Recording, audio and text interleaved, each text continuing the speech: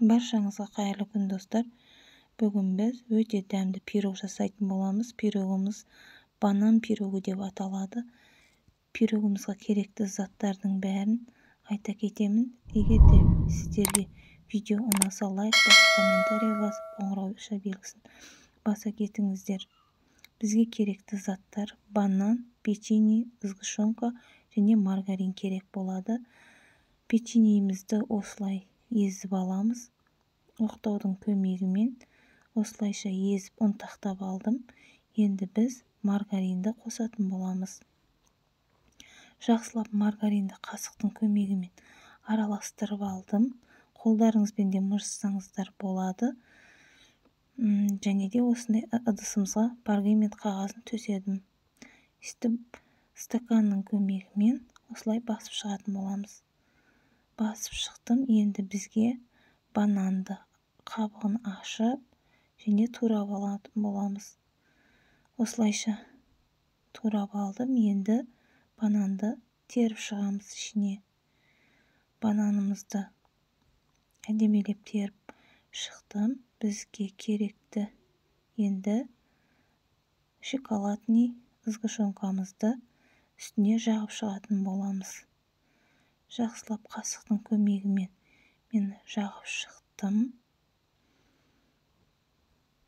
Дәл осылай бір текіс етіп жағып шығатын боламыз.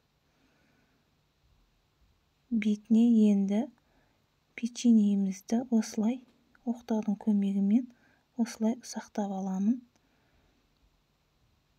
Және де ұсақтап болған соң бетіне шашатын боламыз.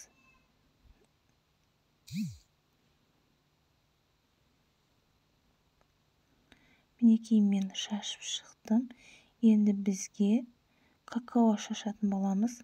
Какаомызды дәл осылай бір текіс қып шашып шығамыз.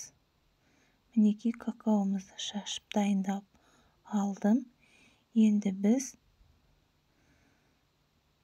холодильникке қоюымыз керек. Мен бірақ қоймадым. Сразу кесіп алдым. Холодильникке қойсаңыздар біраз қатып әдемі болып шығады.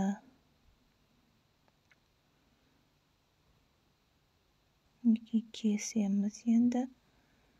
Дәмі өте керемет, әдемі болып шығады. Қонақ келген кезде тез дайындалатын пирогымыз дайын. Осылай кесіп